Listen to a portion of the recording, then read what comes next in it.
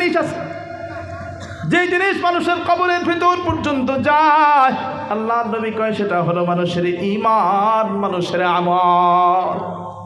যার ঈমান যত দামি, যার ঈমানের পাওয়ার যত বেশি, কবরস্থানে কবরের ভেতরে তার শান্তি তত বেশি।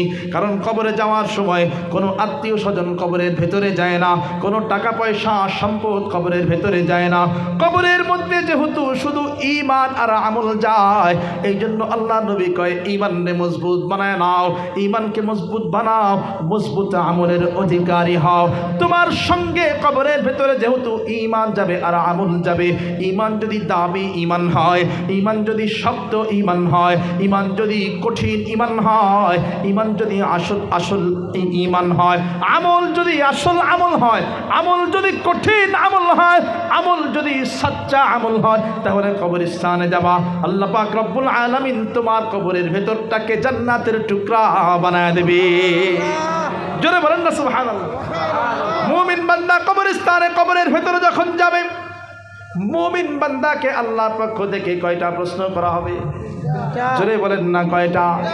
ভালো করে খেয়াল করে দেখেন, যারা পাওয়ারফুল ঈমানদার বান্দা কবরে তাদের অবস্থা কেমন। মুমিন বান্দা যখন দুনিয়া থেকে বিদায় নিয়ে চলে যাবে, কবরের মধ্যে যাওয়ার পরে ফেরেশতারা এসে জিজ্ঞাসা করবে, প্রথম প্রশ্ন, মান রব্বুকা, তোমার রবকে। জুলফিকার আহমদ নকশবন্দি দামাত বরকাতুহুম তার কিতাবের মধ্যে লেখেন, ওই যে বান্দা, যেই বান্দারে প্রশ্ন করা হবে তোমার রব কি, বান্দা যদি পাওয়ারফুল ঈমানওয়ালা বান্দা হয়, ঈমানের মধ্যে যদি পাওয়ার থাকে, আমলের মধ্যে যদি পাওয়ার থাকে, বান্দা তখন উল্টা ফেরেশতাদেরকে ডাক দিয়ে বলবে, কোত্থেকে আসলা? বলেন আল্লাহু আকবার। ওই ঈমানদার বান্দা ফেরেশতারা বলবে, কোত্থেকে আসছো? বলে আসমান থেকে। হ্যাঁ, আসমান জমিনের দূরত্ব কতখানি? বলে হাজার হাজার কিলোমিটার। বলে মানুষ যখন লম্বা সফর করে আসে, কেউ যদি লম্বা সফর করে আসে, তাহলে তার একটা প্রশ্ন জিগাইলে উত্তর দেয় আর একটা। তার মানে ক্লান্ত হয়ে যায়, দেহ ক্লান্ত হয়ে যায়, মস্তিষ্ক ক্লান্ত হয়ে যায়, ব্রেইন ক্লান্ত হয়ে যায়। ও ফেরেশতারা, যেহেতু এত লম্বা সফর করে এসেছো, দেখি তোমাদেরকে একটা প্রশ্ন করি, দেখি মাথা ঠিক আছে নি, প্রশ্ন করি দেখি, তোমরা বলো তোমাদের রব কি? ফেরেশতারা ডাক দিয়ে বলে, আমরা তো আমাদের রবের নাম ভুলে যাই না, আমাদের রবের নাম হলো আল্লাহ। কে? জোরে কন্যা। আবার বলেন কে? রব কে? জোরে বলেন। ফেরেশতারা বলেন, আমাদের রবের নাম হলো আল্লাহ, আমাদের রব হলো আল্লাহ। ওই বান্দা তখন ডাক দিয়ে বলে, ফেরেশতারা রে, এত লম্বা সফর করে আসার পরেও যদি রবের নাম ভুলে না যাও, আমি তো তোমাদের মতো কোনো লম্বা সফর করে আসি নাই, তোমরা তো আসমান থেকে জমিনে আসছো, আমি তো শুধু জমিনের উপর থেকে জমিনের নিচে আসছি। এত লম্বা সফর করে আসার পরও যদি তোমরা রবের নাম ভুলে না যাও, কেমন করে চিন্তা করলা জমিনের উপর থেকে জমিনের নিচে আইসা আমি আমার রবের নাম ভুলে যাব? বরঞ্চ শুইনা নাও, আমি আমার রবের নাম ভুলে যাই নাই, আমার রবের নাম হলো আল্লাহ।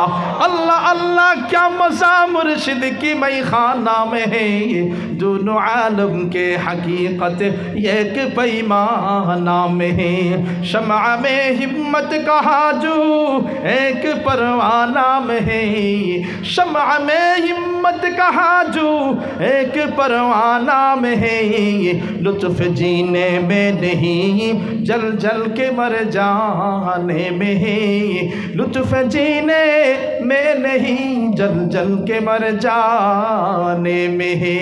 ओ मधुर नामटी निले हृदय हाशे, ओ मधुर नामे सुख नेमे आशे। कार नाम धरे कौन? अल्लाह। ओ मधुर नामटी निले हृदय हाशे, ओ मधुर नामे सुख नेमे आशे, ओ नामेर तुलना मेले ना मेले ना, ओ नामेर तुलना मेले ना मेले ना, तुलना নাই নাই নাই। এসো না আল্লাহর নামে গান গাই, এসো না মনো প্রাণ জোড়াই, আল্লাহু আকবার বলো, আল্লাহু আকবার, আল্লাহু আল্লাহু আকবার বলো, আল্লাহু আকবার, আল্লাহু আকবার বলো, আল্লাহু আকবার, আল্লাহু আকবার বলো, আল্লাহু আকবার। জোরে করুন আল্লাহু আকবার। এই বান্দা যখন প্রথম প্রশ্নের জবাব দিয়ে দিবে আমার রবের নাম হলো আল্লাহ, ফেরেশতারা তখন দ্বিতীয় নম্বর প্রশ্ন করে মা দীনুকা, তোমার দিন কি, তোমার ধর্ম কি? বান্দা সাথে সাথে জবাব দিয়ে দেয় আমার দিন হলো দ্বীনুল ইসলাম। তৃতীয় নম্বর প্রশ্ন করার সময় একটা চেহারা মুবারক আপনার সামনে ঈমানদার বান্দার সামনে প্রদর্শন করানো হবে। ঈমানদার বান্দাকে বলা হবে এই যে দেখো, এই যে চেহারা তোমাদেরকে দেখাইতেছি, এই চেহারার ব্যক্তিকে তোমাদের মাঝে পাঠানো হয়েছিল, চেনো কিনা? জুলফিকার আহমদ নকশবন্দি দামাত বরকাতুহুম তার কিতাবের মধ্যে লেখেন, বান্দা যদি নবীর সুন্নতের পাবন্দি করনেওয়ালা উম্মত হয়, বান্দা যদি নবীর সুন্নত মাননেওয়ালা বান্দা হয়, ওই উম্মত যদি নবীর সুন্নতের পাবন্দি করনেওয়ালা উম্মত হয়, তাহলে ফেরেশতারা যখন প্রশ্ন করবেন ইনাকে চেনো কিনা, নবী মুহাম্মদুর রাসূলুল্লাহ সাল্লাল্লাহু আলাইহি ওয়াসাল্লামের চেহারা মোবারক দেখায়া যখন প্রশ্ন করা হবে ইনাকে চেনো কিনা, বান্দা যদি নবীওয়ালা বান্দা হয়, নবীর সুন্নত মাননেওয়ালা বান্দা হয়, সাথে সাথে ডাক দিয়ে বলবে ও ফেরেশতারা তোমরা কারে কি প্রশ্ন করো? প্রশ্ন করার আগে তাকায় দেখো তার সুন্নতের দাড়ি আমার মুখে বিদ্যমান। আল্লাহু আকবার। তাকায় দেখো, যাকে দেখায়া প্রশ্ন করতেছ তাকায় দেখো, আমার চেহারার দিকে তাকাও, দেখো তার সুন্নতের দাড়ি আমার চেহারার মধ্যে বিদ্যমান আছে, তাকাও। তিনটা প্রশ্নের জবাব যখন দিয়ে দিতে পারবে, সাথে সাথে আল্লাহর পক্ষ থেকে ঘোষণা হয়ে যাবে এই বান্দা বড় নেককার বান্দা, সব প্রশ্নের উত্তর পেয়ে গেছে। প্রথম প্রশ্নের জবাব দিয়ে ফেলেছে, দ্বিতীয় প্রশ্নের জবাব দিয়ে ফেলেছে, তিন নম্বর প্রশ্নের জবাব দিয়ে ফেলেছে। বান্দা বড় নেককার বান্দা, বান্দা বড় আমলওয়ালা বান্দা। বান্দার কবরকে স্বাভাবিক অবস্থায় রাখা যাবে না। হাদিসে বলা হয়েছে আফরিশুহু মিনাল জান্নাহ, বান্দার কবরের মধ্যে জান্নাতের বিছানা বিছায়া দেওয়া হবে। আল্লাহ পাক রব্বুল আলামিন ফেরেশতাদেরকে ডাক দিয়ে বলবে ও রহমতের ফেরেশতারা কই? একজন নেককার বান্দার আগমন হয়ে গেছে, তাড়াতাড়ি যাও, কবরে যাও। বান্দার কবরে স্বাভাবিক অবস্থায় রাখা যাবে না, জান্নাত থেকে বিছানা নিয়ে যাও, ওই জান্নাতি বান্দার কবরের মধ্যে জান্নাতের বিছানা বিছাও। আবার ডাক দিয়ে বলবে ও রহমতের ফেরেশতারা রে, বান্দা তো বড় নেককার বান্দা, বড় আমলওয়ালা বান্দা, তার ঈমানের বহুত পাওয়ার, আমলের বহুত পাওয়ার, ঈমানের বহু পাওয়ার, আমলের বহু পাওয়ার। বান্দার শরীরের মধ্যে স্বাভাবিক পোশাক রাখা যাবে না, ওয়ালবিসুহু মিনাল জান্নাহ, বান্দার শরীরের মধ্যে জান্নাতি পোশাক নিয়া ওই আমলওয়ালা পাওয়ারফুল ঈমানওয়ালা বান্দার শরীরের মধ্যে জান্নাতের পোশাক পরায়া দাও। আবার বলা হবে ও রহমতের ফেরেশতারা রে, শুধু তাই নয়, বরঞ্চ কবর থেকে নিয়ে জান্নাত পর্যন্ত একটা দরজাকে খুলে দাও। ওয়াফতাহু লাহু বাবান ইলাল জান্নাহ, কবর থেকে নিয়ে জান্নাত পর্যন্ত দরজা খুলে দাও। কবর থেকে নিয়ে জান্নাত পর্যন্ত যখন দরজা খুলে দেওয়া হবে, জান্নাতি ঠান্ডা ঠান্ডা বাতাস যখন আসতে থাকবে, ঠান্ডা ঠান্ডা হাওয়া যখন আসতে থাকবে, বান্দা চিৎকার করে বলবে আল্লাহ এত আরামে আছি, দুনিয়ার সন্তান তো জানে না আমি কত আরামে আছি। দুনিয়াতে আমার ভাই জীবিত, আমার বোন জীবিত, আমার বাবা জীবিত, তারা তো জানে না কবরের মধ্যে আমি কত শান্তিতে আছি। আল্লাহ একবার সুযোগ দাও, দুনিয়াতে যাইয়া তাদেরকে একটু জানায় দেয় কবরে কেমন শান্তিতে আছি। আল্লাহ পাক বলবেন না রে বান্দা, না, তুই ঘুমায় থাক, আরামের ঘুম তুই এখানে ঘুমা। ওই যে দুনিয়ার জমিন রাতের বেলায় না ঘুমাইয়া তাহাজ্জুদের সময় যে বারবার আমারে ডেকেছো, তাহাজ্জুদের সময় বলেছো আল্লাহ আমি তো গুনাহগার, তুমি তো গফফার। তাহাজ্জুদের সময় শীতের দিন সকালবেলায় ফজরের আগে তাহাজ্জুদের সময় যখন হয়েছে, তখন বিছানায় পিঠ লাগাও নাই, আমারে আয়সা আয়সা ডাকছে, আমারে বলেছো হাম গুনাহগার আর তু গফফার হে, हम बड़े आईबू से तू सत्तार है। ও রব আমি গুনাহ করে নেওয়ালা, আমি তোমার বান্দা, আমার কাজ হলো গুনাহ করা, তুমি তো রহমান, তোমার কাজ হলো ক্ষমা করা। সারাদিন অপরাধ করে ফেলেছি আল্লাহ, তোমার দরবারে আইসা ক্ষমা চাইতেছি। আল্লাহ পাক রব্বুল আলামিন বলেন বান্দা তাহাজ্জুদের সময় যদি তুমি আমার এইভাবে ডাকতে পারো, আমি রব তোমারে কথা দিলাম যেই পরিমাণ গুনাহ সেই পরিমাণ ক্ষমা।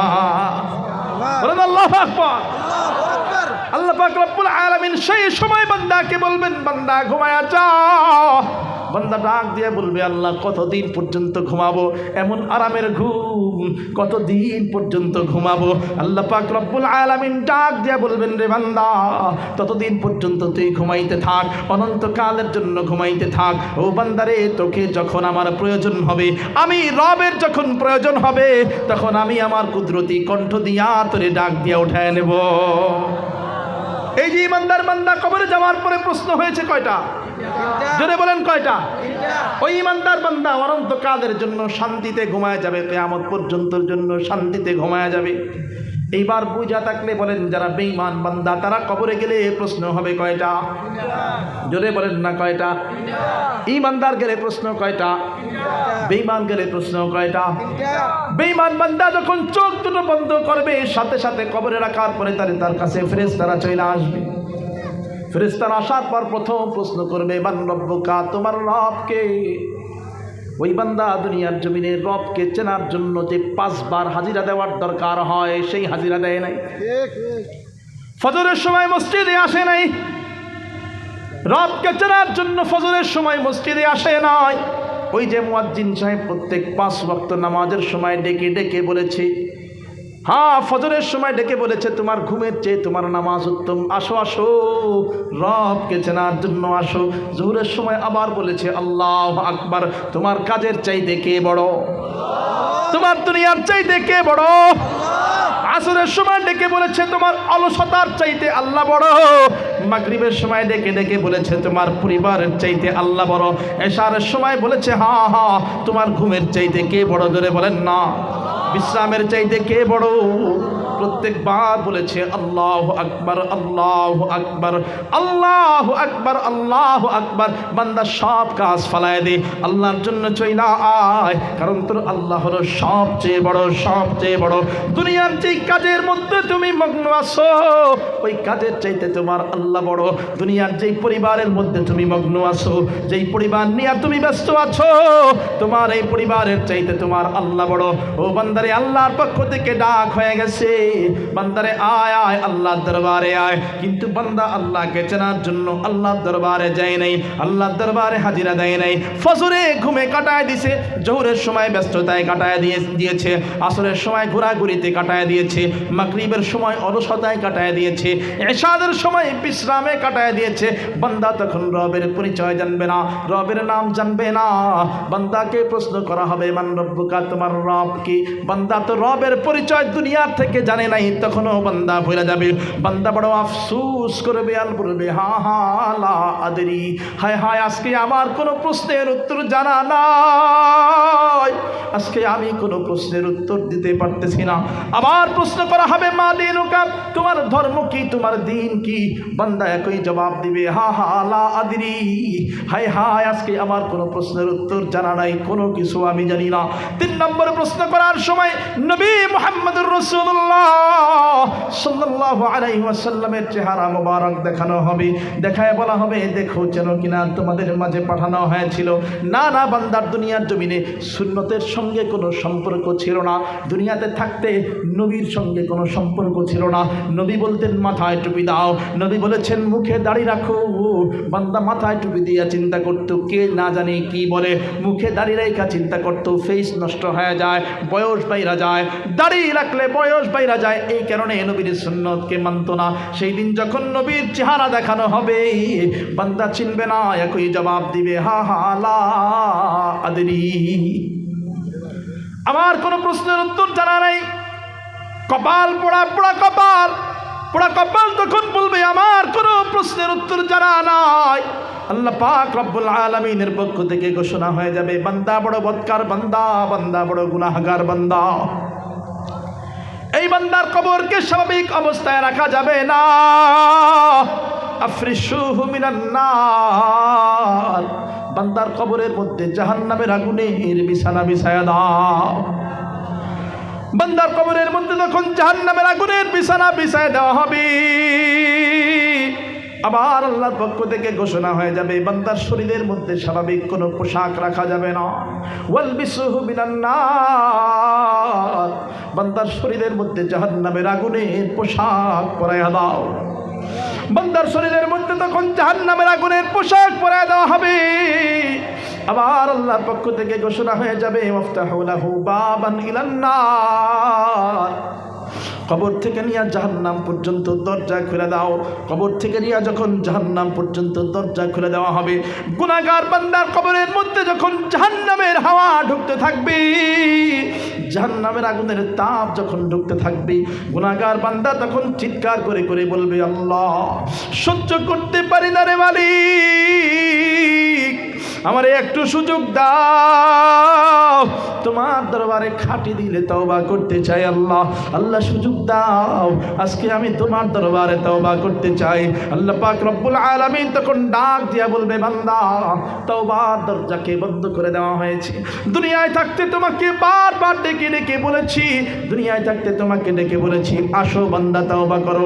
ও বান্দারে হতাশ হয়ে যাও না, দিনের বেলা অপরাধ করেছো, দিনের বেলা গুনাহ করেছো, দিনের বেলা অপরাধ করেছো, বান্দা হতাশ হয়ে যাও না, রাতের বেলায় আমার দরবারে আসো, দিনের অপরাধ রাতের বেলা আমার কাছে ক্ষমা চাও। বান্দারে আমি তোমারে কথা দিলাম, লা তাকুনাতু মির রাহমাতিল্লাহ, রহমত থেকে তুমি যদি নিরাশ হয়ে না যাইয়া দিনের বেলা অপরাধ করে রাতের বেলা যদি আইসা আমার কাছে ক্ষমা চাও, যেই পরিমাণ গুনাহ করেছো আমি আল্লাহ সব গুনাহ ক্ষমা করে দেব। এইভাবে বান্দা তোমাকে খাটে দিলে তওবা করার জন্য বারবার বলেছি, কিন্তু বান্দা দুনিয়ার জমিনে তুমি আমার দরবারে তওবা করার জন্য আসো নাই, এখন তো কবরের জিন্দেগিতে চলে আসছো, তওবার দরজা বন্ধ করে দেওয়া হয়েছে, বান্দা আর তওবা করা সম্ভব না, আর তওবা করতে পারবা না। বান্দা বলবে, আল্লাহ একটু সুযোগ দাও, আবার দুনিয়ার জমিনে ফেরত চলে যাইতে চাই, এইবার যদি তুমি আমার দুনিয়ায় পাঠাও, আল্লাহ তোমারে কথা দিলাম, আল্লাহ আর কোনোদিন আমি তোমার সিজদার থেকে মাথা উঠাবো না। আল্লাহ পাক রব্বুল আলামিন বলবেন, না না, এখানে একবার আসা যায় আর ফিরে যাওয়া যায় না। আযাবের ফেরেশতাদেরকে পাঠিয়ে দিবেন।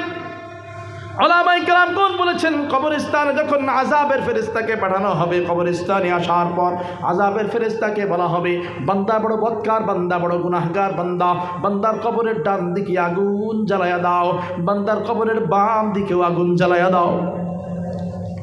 লাহুম মিন জাহান্নামা মিহাদ ওয়া মিন ফাওকিহিম গাওয়াশ, আল্লাহর পক্ষ থেকে ঘোষণা হয়ে যাবে, বান্দার কবরের ডান দিকেও আগুন জ্বালায়া দাও, বাম দিকেও আগুন জ্বালায়া দাও, নিচে আগুনের বিছানা, ডান দিকে আগুন, বাম দিকে আগুন, উপরে আগুন।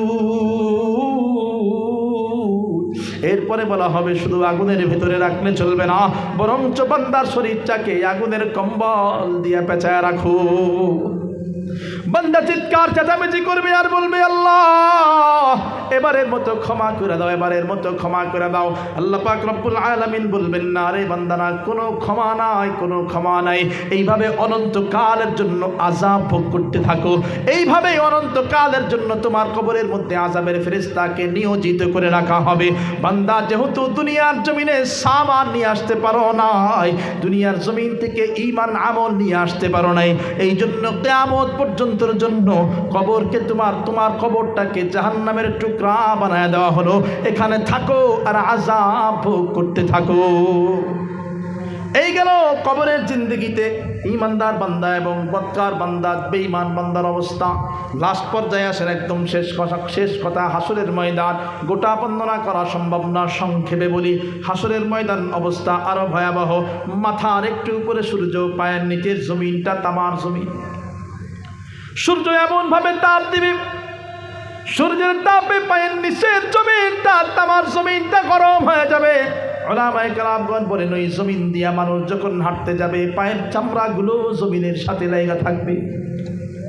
সেই সময় যারা বদকার বান্দা, গুনাহগার বান্দা, তারা বড় ভয়ার্থভাবে চিৎকার চেঁচামেচি করতে থাকবে। কেননা একদিকে জাহান্নামের আওয়াজ, জাহান্নামকে হাসরের ময়দানে নিয়ে আসা হবে, জাহান্নাম চিৎকার করতে থাকবে, হাল মিন মাজিদ, আল্লাহ আর কোন গুনাহগার আছে আমার মধ্যে পাঠাও, আর কোন গুনাহগার আছে আমার মধ্যে পাঠাও, কোন আসামি আছে আমার মধ্যে পাঠাও।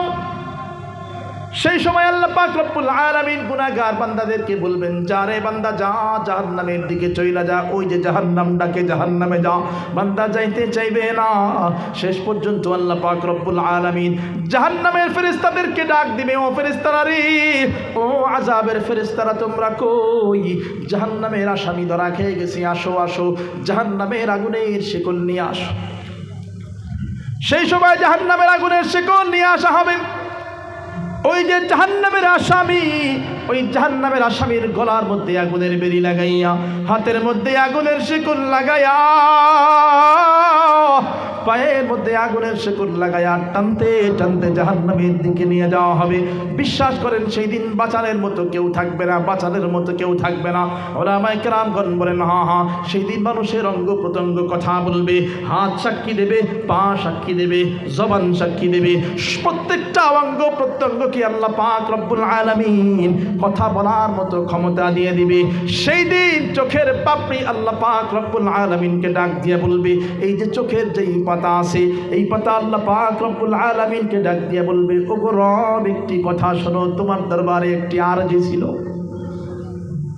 আল্লাহ পাক বলবেন, হ্যাঁ, আজকে সবাইকে কথা বলার সুযোগ দেওয়া হবে।